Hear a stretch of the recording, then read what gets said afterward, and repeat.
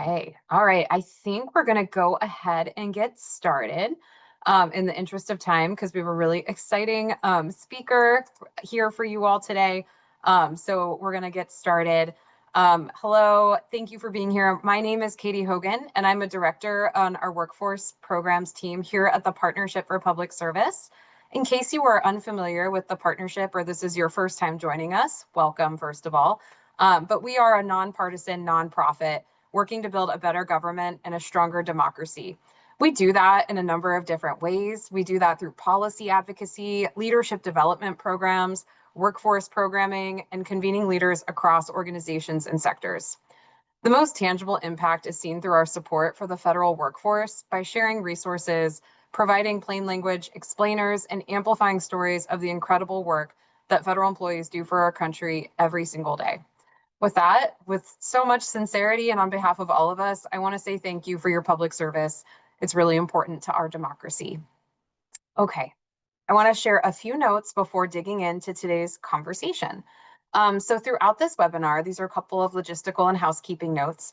Please feel free to submit a question through the Q&A function, and we will do our best to answer what we can in the time that we have.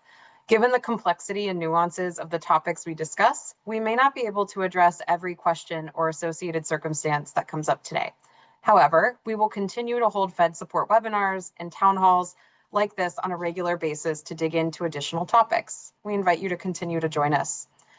If you miss a talking point or want to revisit parts of this conversation that are most relevant to you, you will be able to view this conversation and all of our previous webinars on our FedSupport Hub and YouTube channel. We will put those links in the chat. All right, so we are going to get started with our discussion. I'd like to introduce our guest, Jamie, and his organization, the Center for Effective Altruism, in a moment. He's got a great presentation for you about public service values, and he'll introduce their boot camp as well. I want to remind you all and ensure we don't create confusion, but the Partnership for Public Service also offers a free boot camp resource called the Career Pivot Bootcamp. So this is essentially really good news. You're going to leave today's webinar with 2 free boot camp resources, and we encourage you to check out both if you haven't already. We'll put the FedSupport link in the chat as well as the direct link to our boot camp. I'll also note that we will include our recently launched Career Pivot Coaching. This is different from the boot camp. This resource does come at a cost, but if you feel ready for one-on-one coaching, the partnership also offers Career Pivot Coaching for those that are seeking individualized and customized support from a certified career coach. So those links are in the chat. And again, our boot camp is free of charge. Jamie's going to talk about their boot camp, and it is free of charge as well. Okay. So before I introduce Jamie, just recapping what the goals of today's conversation will be. This webinar will aim to reframe your motivation. So recognize how the values that drew you to public service can guide you to your next career chapter. This webinar will see a wider landscape of impactful work. So understand the range of high impact roles and sectors beyond the federal government and begin to identify where your skills and experience could create outsized value. And finally, one of the objectives is to prioritize a concrete next step. Have at least one concrete next step to explore further, whether that's a topic to research, self-driven reflection to continue independently, or a specific opportunity to apply for. As a reminder, you can also submit questions throughout using that Q&A function at any time. All right. One last disclaimer, and then I won't be talking much longer because we want to hear from Jamie. This is exciting because Jamie has made this a really engaging webinar for you, and there are 2 options for engagement. So the first is for you, you can take your own notes internally if that's what works best for you. So whether that's in a Word document, on your own computer, or on just a notebook, the old-fashioned way, which is sometimes what I like to do. But the second, Jamie and his colleagues have actually created an app that their organization developed that uses AI that you can use to engage with the content. And Jamie will explain more when he starts the presentation. Just note, if you opt for the second, you will receive some AI generated responses via email following the webinar. And the partnership did not create this tool, and we totally leave it up to you. It's not required, but is a unique and exciting way to deepen your engagement. If you do use the app and enter your email, the Center for Altruism may follow up with you as well. And we're going to get that app in the chat if you would like to use it.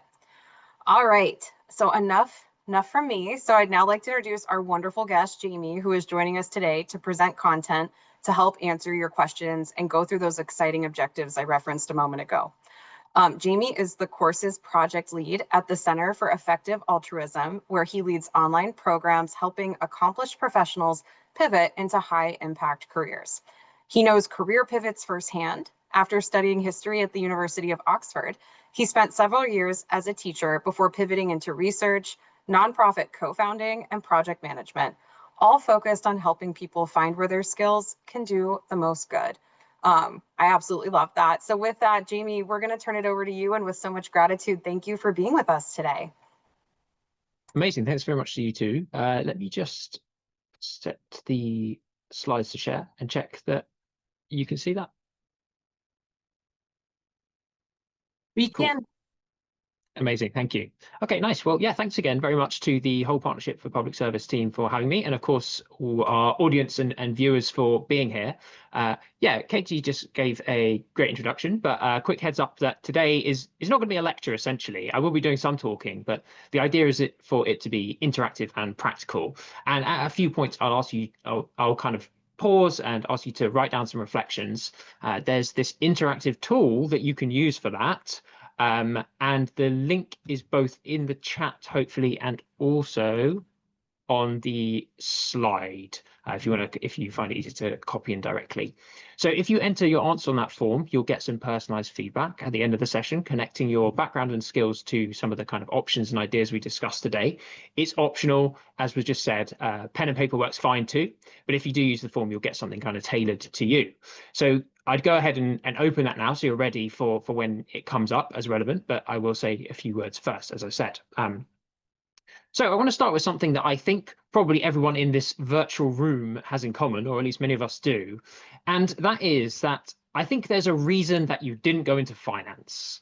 There's a reason that you didn't take the higher paying job in the private sector, or the path that would have been easier to explain to family members at dinner parties, etc. So I want you to kind of think back to the moment you chose public service and think about why that was. So for me, it was simple. I became a teacher because I wanted to help young people think clearly about the world and achieve a brighter future. And that felt meaningful to me. I cared a lot about making a difference, and teaching seemed like it would be a good way to achieve that. And I suspect that many of you have a similar story. Maybe you went into government because you wanted to serve the public. Maybe you were drawn to a specific mission, to public health, national security, environmental protection, or maybe you had a general desire to help and public service seemed like the right place to do that. And for many of you, it was the right place. You built real expertise, you did important work, you developed skills that took years to build. Now, different people are probably here for different kinds of reasons. Some of you might be actively job seeking, some of you might be questioning whether to stay in your current path, and some of you might just be curious about what else is out there. And all of those are good reasons to be here. Whatever your situation, here's the question I want to explore with you today. Are there ways to live up to those same values that brought you into public service, maybe even more effectively, that you haven't seriously considered yet? And that's certainly what happened to me. Teaching was meaningful, but I'd never really asked myself, is this the best use of my skills? Could I do even more good somewhere else? And I'd kind of made some guesses about what I was capable of, and I anchored on those guesses pretty quickly. And when I did start asking those questions more seriously, when I started actively looking for ways that I could help others as effectively as possible, it opened up a whole set of options I'd never known about, never seriously considered. So I left teaching and moved into research at a think tank investigating long-term social and technological change. I was drawn to the organization because the research was explicitly about this question of how can we understand and improve the trajectory of the future, not super concrete next steps, but like the kind of longer term impacts of things. And that felt much more directly connected to the goal that I had of making a big, meaningful difference than essentially anything I'd been doing before. And from my experience there, I co-founded two nonprofits focused on helping people have more positive impact through their careers. I also worked as a grant maker, evaluating and funding projects tackling pressing global problems. And now I run online programs at the Center for Effective Altruism, helping accomplished professionals figure out where their skills can do the most good. So none of this was part of some big grand plan that I had when I was a child or a teenager or anything like that.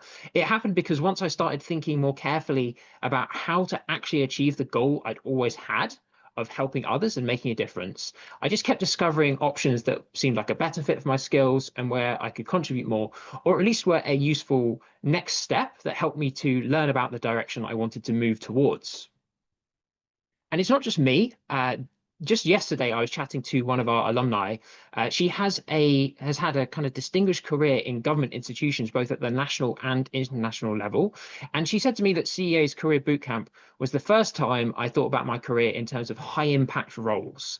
So she said, I moved into public policy work for social good 13 years ago, but which role brings the most impact at scale? I'd never thought about it this way. And now she's a senior fellow working on designing international institutions to help tackle urgent challenges in collaboration with a department at the University of Oxford. So today, I want to help you do something similar. We'll start by digging into what really motivates you, and then I'll show you a wider landscape of options than many people kind of encounter or seriously dig into. And we'll hopefully do it in a way that's practical. By the end, you'll have something concrete that you can build on or look into next. So let's start by going deeper into what drives you. There's a technique called the 5 whys, which was developed by an executive at Toyota called Taichi Ono. And the idea is simple. You keep asking the question why until you get to the root of something. So Ono designed it for diagnosing factory problems. If a machine breaks, you ask, why did it break? And the first answer you come up with is, well, the fuse blew. But then you say, so why did the fuse blow? And the answer might be because it was overloaded, and you ask why it was overloaded, and then you keep going and drilling down until you reach the underlying cause. And I like repurposing this technique to understand our own motivations. So let me give you a quick example from my own story. If someone had asked me when I was kind of just coming out of university, describe your ideal career, I might have said, I want to be a really great history teacher and really inspire people. And then they'd say, why? And I would answer, because I love history and I'm good at communicating ideas. And then if you asked, why does that matter? Well, I'd say, because I want to help young people to learn and think critically. Why do I want that? Because I think that's one of the most valuable things I can give someone. And why do I want that? Well, because I fundamentally believe that if I can help others, then I should do that. So once I got to that kind of last layer of noticing that I want to help others as much as I can, it raised a really interesting follow-up question. Is teaching actually the best way to do that? And once I started taking that question seriously, my career opened up. So here's what I'd like you to do.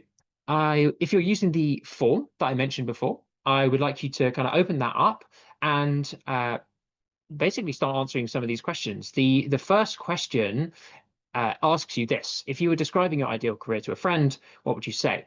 And so you can type your answer, and then the form will ask you again why, and it will come up with a kind of a follow-up question, and you can answer that, and it'll ask again. And each time you're going one layer deeper. And you can kind of keep going for as long as it feels useful, and we have time for in this session, or stop when you've hit something that feels kind of meaningful and kind of as far as you'd like to go, and start typing your answer to that. And I think it comes up with another button that says something like, I've dug deep enough, or something like that. If you're doing this on paper, obviously you just write the question why to yourself several times and that will work fine.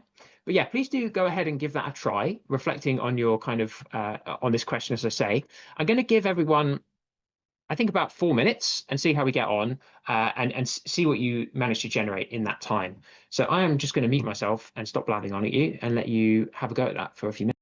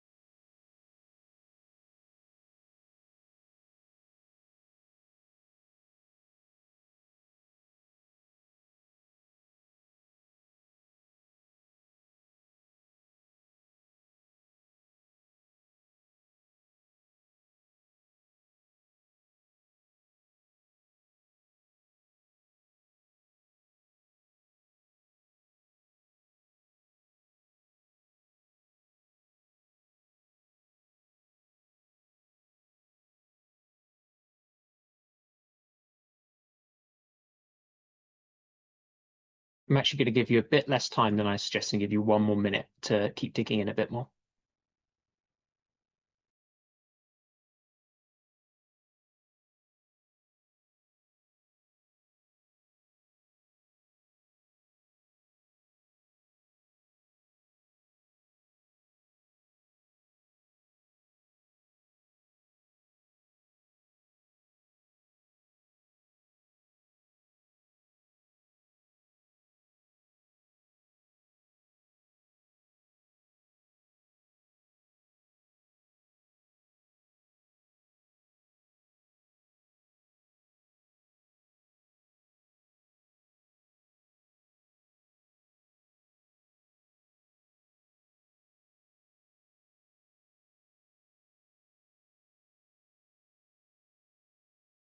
Okay, thanks for that.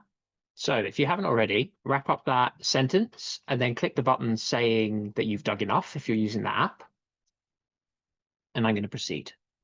So when I did that exercise myself, I ended up with something like, I want to use my abilities to help others as effectively as I can. And I found that lots of people, when they keep digging, they land somewhere in that neighborhood.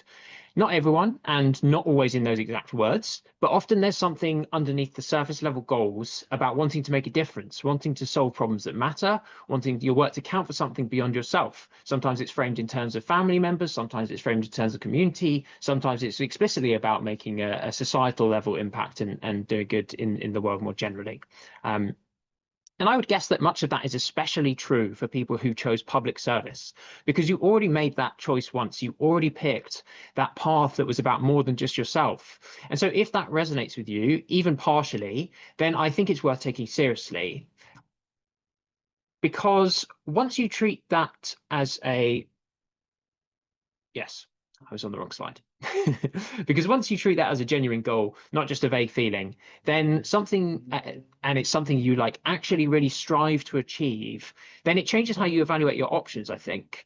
You start asking, okay, so of all the different ways I could spend my time, spend my career, where would I actually have the most positive impact? Where would my skills be best put to use? And that's where things get quite interesting, I think, because the landscape of answers to that question is much wider than most people ever get a chance to really explore. It's often wider than people in your connections, in your friendship group, in your family have necessarily worked in. So let me show you the sorts of things that I mean. So before we look beyond government, I do want to start there. For some of you, the highest impact thing that you can do may well be to stay in government or move to a different part of it. So government really is where many of the most consequential decisions get made and implemented. And certain roles are especially high leverage right now. So I'm going to take AI as one example. I've given you this AI tool. I'm sure many of us were all aware that AI is a technology that is rapidly shaping things up and shaping how a whole range of global challenges develop, whether that's integration into military systems, questions about domestic surveillance, economic disruption, or wider risks to humanity itself. And decisions are being made now about how to regulate AI, how to deploy it safely, what standards to put in place. These things could shape the trajectory of the technology for decades and the wider impacts that it has. So I'm sure you know the situation better than I do, but the White House, Commerce Department, Defense Department, State Department, and various congressional committees are actively working on this. And if you have experience navigating federal agencies, understanding regulatory processes, or coordinating across different institutions, then that background is going to be directly relevant to some of the most important policy questions of our time, really. And it's not just AI. Biosecurity policy, nuclear security, climate and energy regulation, and of course, a wide variety of slightly less kind of technical areas. In many of these areas, there are high leverage roles where institutional knowledge and the ability to actually get stuff done inside large organizations is exactly what's needed. So there's a careers advice kind of research organization called 80,000 Hours, and they list getting things done in government as one of the key skill sets that's likely to actually become more valuable as AI develops. And that's because the kind of messy, long horizon work of making things happen within institutions is genuinely really hard to automate. And citizens will continue to want real people making important decisions. So if there are roles available to you within government that align with the values you just identified, then take those seriously as options. Don't assume that you need to leave government to have more impact without questioning that assumption, I would say. And for many of you, I'll admit and I kind of recognize that these options might not be available right now, given the changing landscape. Or maybe you want to explore what else is out there. So let's do that. I won't stay on government directly longer. And here's some data that I think you'll hopefully find encouraging. This chart comes from a survey of leaders at organizations working on some of the world's most pressing problems. And they were asked, over the next 5 years, which skills would be most valuable to recruit for, rated on a scale from 1 to 7. So 7 is the absolute maximum here. And the top results were absolute top, as you can see, is leadership and strategy, rated 6.8 out of 7. And next on the list, government and policy expertise. But there's others on there, media and public engagement, management, operation skills. Some of these are the very skills that many of you will have been building up for years. And if we look at what's actually listed on kind of impact focused job boards right now, job boards don't cover all the kind of types of roles and opportunities available, but they cover, they show some interesting options. On the 80,000 hours job board, that nonprofit I mentioned before, there are currently around 800 roles, and about 185 of those are in policy, 160 in operations of various kinds, and 85 in management. On Probably Good, which is another organization with a job board focused on helping people find roles and careers with high positive social impact, then there's about 1,400 listings there, and over 600 are in operations, over 400 in management of various kinds, and about 170 in policy. There might be some overlap between those categories, by the way. But if you kind of zoom out a bit and reframe your career less in terms of the specific roles that you've had and more in terms of the skills that you've been developing, then those skills can be very widely applied to important roles tackling important problems.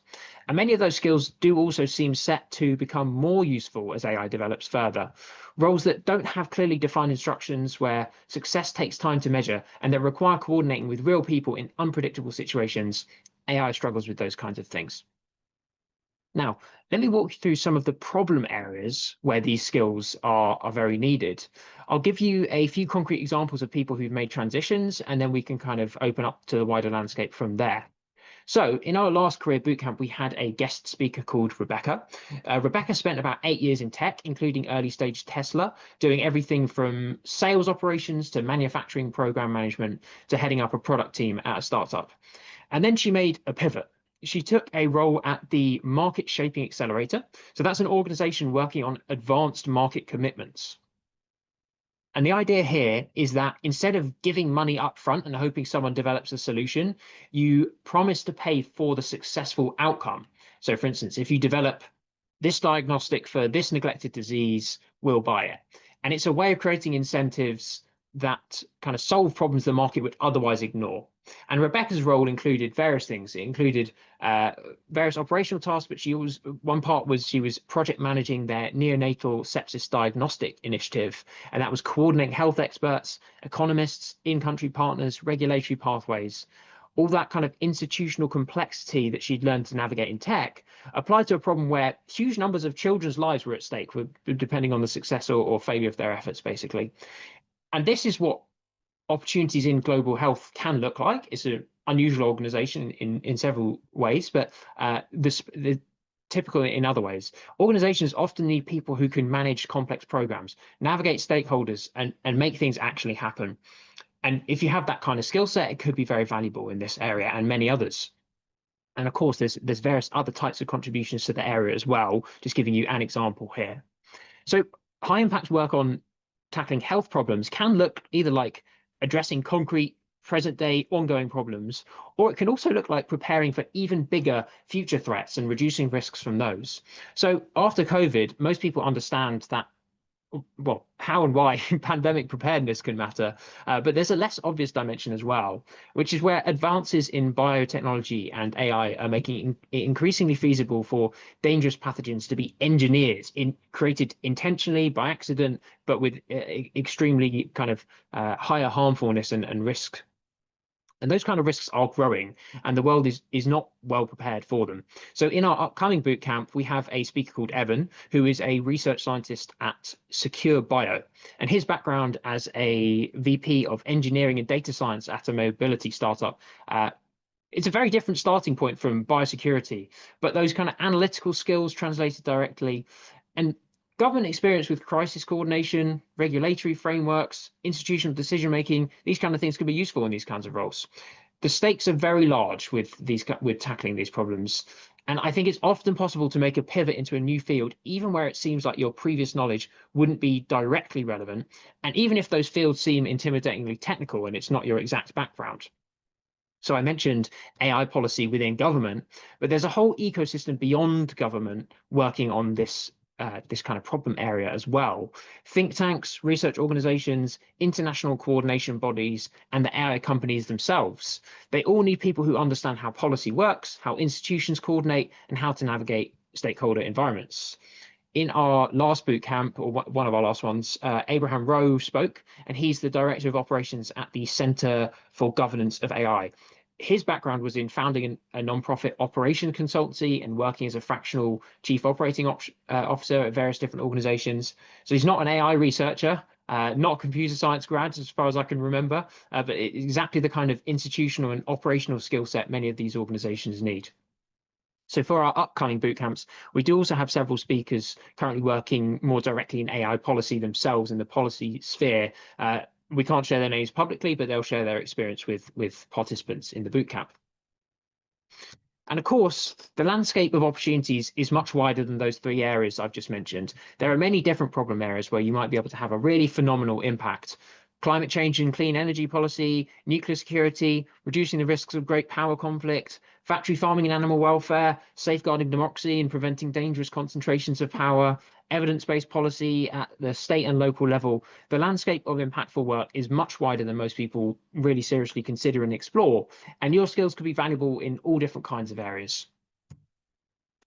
Okay, so you've reconnected with your motivations. You've seen a bit of a kind of landscape of opportunities out there. Now let's narrow back down to you and your contexts. On the form, if you've still got that up from the 5 whys exercise, you'll see the next question. I'll take you through some of the remaining questions kind of one by one and give you a bit of thinking time for each. We're not going to have time for really thorough, clear answers here. I'm only going to give you a few minutes each, and you could spend hours on this exercise, but it's kind of an opportunity to do a first pass, get some thoughts out there, and if you're using that app, to be able to get some initial reactions and feedback as well. So you'll also be able to input your email to receive responses, so you can kind of return to them later if you'd like to. And as we go through each question, I'll nudge you when it's time to move on to the next one and say a few words each time. So firstly, I want you to think about this question on the screen. What are your greatest achievements? So the first kind of 2 or 3 things that you're most proud of from your career, not crucially, not job titles and responsibilities, not this is what my role was, this is what my experience was, specific things you actually did that went well. Maybe you built a program from scratch. Maybe you coordinated a response across multiple agencies during a crisis. Maybe you turned around a dysfunctional team. Maybe you negotiated something that everyone said couldn't be done. I'm asking about achievements rather than skills in the abstract, because concrete accomplishments are a really clear window into what you're actually good at that are legible to others. In job applications and so on, it's much better to show than to tell, I think. So if you tell me that you're great at stakeholder management, then I have to either trust you or kind of distrust you, ignore you. But if you tell me that you coordinated a response across multiple agencies during a crisis and you provide some detail about what that was, how you achieved that, then it's much more compelling to me. I understand that, and I can kind of read that and have more kind of confidence in that what you're telling me is true. And also for your own planning, I do think that this kind of achievement lens can be helpful to kind of cut through that tendency to define yourself by your job title or your department or those kinds of things. So I'm going to leave it there, and I'm going to give you, I think this one's quite meaty, so 5-6 minutes to just have a go writing out several of your achievements. I think brainstorm if you want. I'd probably write up 2 or 3 in a little bit of detail, as much time as you've got time for in the next 5 or 6 minutes. So I'm going to set the timer and stop talking and have a go.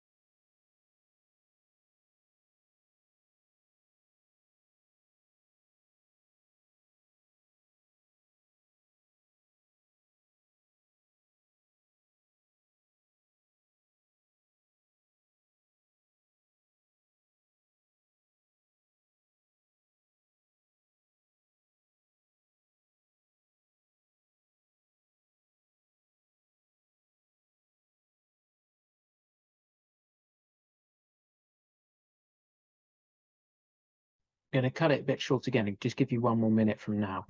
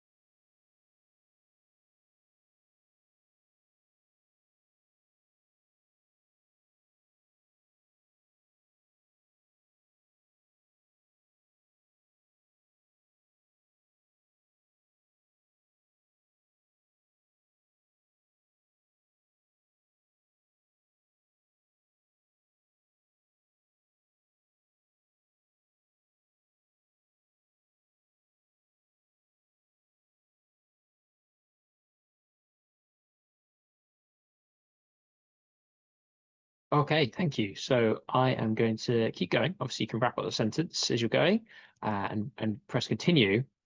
Or yeah, we'll finish writing if we're going by hand.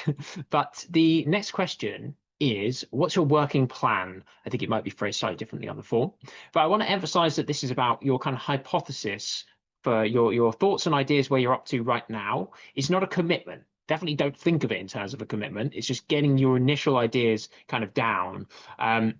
And this is it's your best guess right now for what directions you might want to explore. And I think being concrete is much more useful than being vague, even if you're unsure.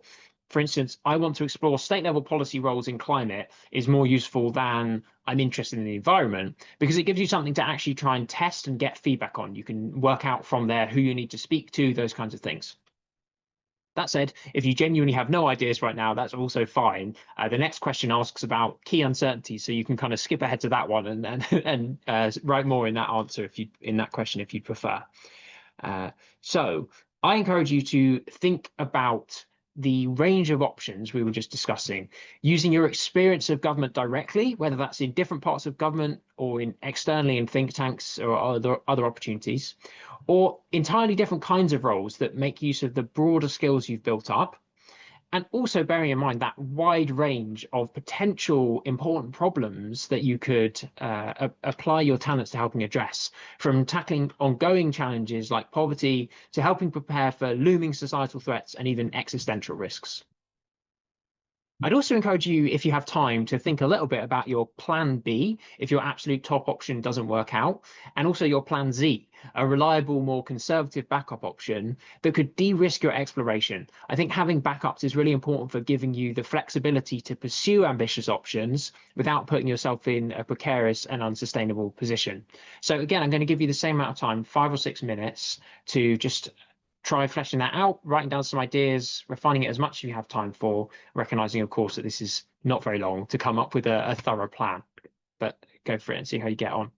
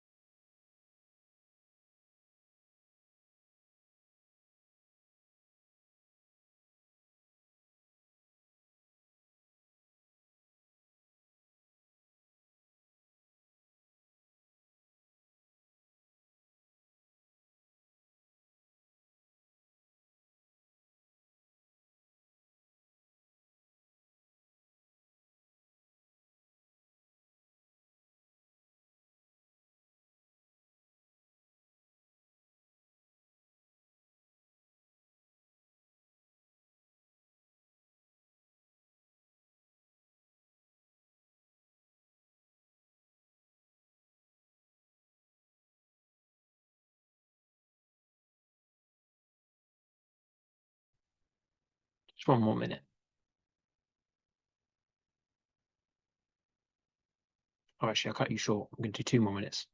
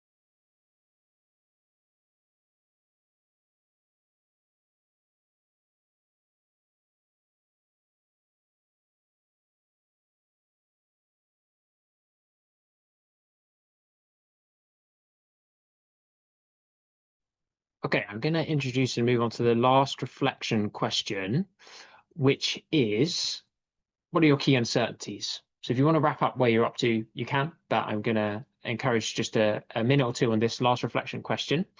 And this is about what would be most helpful to get clarity on. What's holding you back, or what do you need help to figure out? What do you need to figure out yourself? What do you need input on? This could be anything, whatever's genuinely on your mind. Again, try to be as specific as you can to kind of break down your big questions into smaller, more concrete questions. Something like, I don't know how many roles exist in X area that rely heavily on project management skills is much more useful and more testable than I don't know where I can get a job. So try to subdivide it and be as concrete as you can. I think I'm just going to give you 1 or 2 minutes on this so that we've got time for any questions at the end.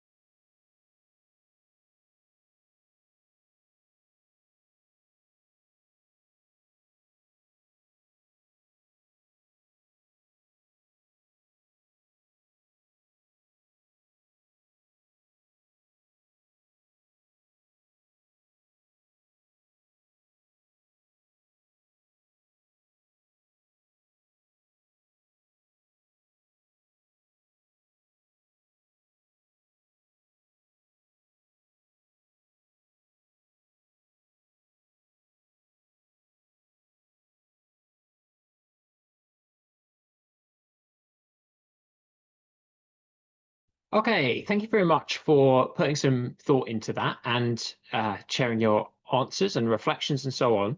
So one more optional thing before you hit the feedback button. The the form asks for it has a spot for you to upload your CV, resume, or LinkedIn PDF. It really doesn't matter if it's outdated or incomplete. It just gives the AI more context when generating your personalized feedback. So if you do have a LinkedIn but no CV, there's instructions on the form for exporting your profile as a PDF. And if you don't have that to hand, or it would take a while to dig out, then no worries. It's fine to just skip it and hit get feedback. It works fine without it. It'll just especially if you've given kind of decent answer detail in your answers so far. So for those of you who do have something handy, go ahead and add it now, then hit the button. One last thing on the form, I do encourage you to leave your email so we can send you responses in your AI feedback from today. And that way you can kind of keep everything you worked on. I'll wait 30 seconds for a minute for people to kind of upload if you can and receive your feedback. You might want to spend longer digesting and reflecting on your feedback after the session, but for the sake of those using pen and paper or not participating, I won't stay here for too long.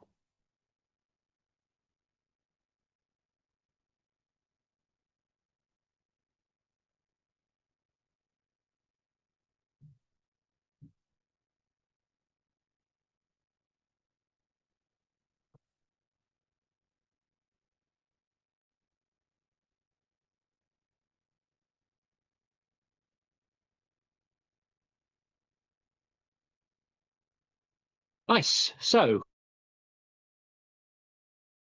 it's you've seen a much wider landscape of options than most people encounter, and you've started at least mapping yourself onto it, your achievements, your initial hypotheses for a plan, and what you need to figure out. So that's a really strong starting point.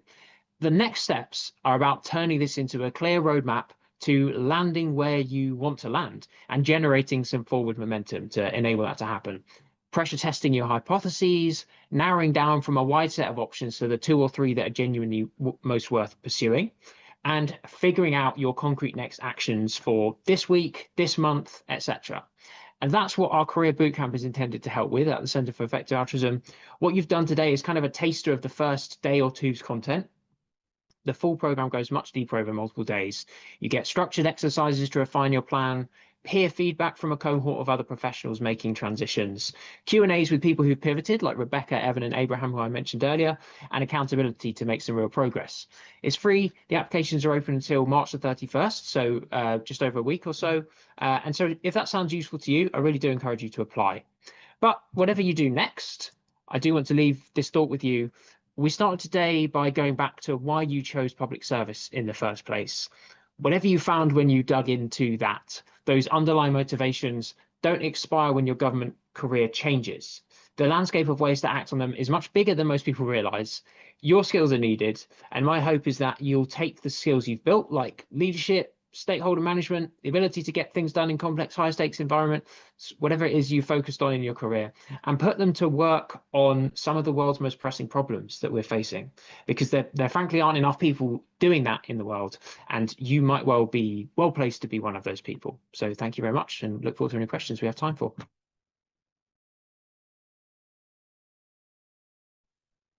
Thanks, Jamie. I'm looking at the Q&A. Are there any questions? I know that my colleagues got to the ones that were coming throughout, which I'm grateful for. Anything on your minds?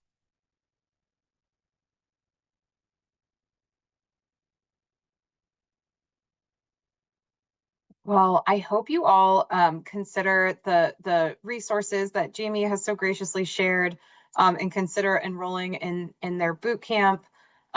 Friendly reminder, we also have a boot camp, and happy to have you do both or one, whichever has been most useful. Jamie, we did not receive a question, but a comment. A participant said this has been very insightful and shares their thanks with you, which is wonderful. Before everyone goes, and recognizing that we're almost at time, we did want to get your input for sessions going forward through 4 very short questions regarding your experience within this webinar and topics and resources that may be of interest to you. So my colleague Anushka is going to initiate that poll shortly. Just know that your responses are anonymous and greatly appreciated, and we take them really seriously. And we appreciate your input. It's how we decide and determine what to bring to you next through our FedSupport series. We are going to put the FedSupport website in the chat again. We're going to get the Center for Effective Altruism bootcamp course in the chat again. And while you are doing your poll, which I thank you for, please visit our FedSupport website for more resources and continuing information. You can also find the session recording if you'd like to go back to it. I thought it was a wonderful exercise. I was doing it myself, Jamie, and I really enjoyed the engagement. So if you'd like to go back to the recording at any time, that will be on the FedSupport website as well. Just a friendly reminder, the FedSupport Hub acts as a front door to a range of resources, not only that the partnership has developed. Today is a great example. We partnered with the Center for Effective Altruism to bring you this webinar. But we work with many partners to develop resources and webinars and tools for you all. As you navigate your current situation, whatever it may be, and look for resources, our hub offers a range of plain language explainers on issues of impacting feds like RIFs, pay and benefits, and other personnel actions. It offers career support to those considering or navigating a career change, and many other items specifically designed to support feds and keep them informed and connected. So I'll give folks just a few more moments with the poll. I'm going to check the questions one more time. Yes, we are being asked for the link to the boot camp. We have that in the chat now. Thank you, Anushka.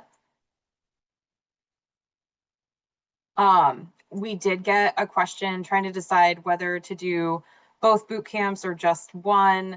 To the person who asked this, our boot camp will be there, at least through the end of this year, if not longer. So there is no rush. It is truly there, like when you feel ready for it.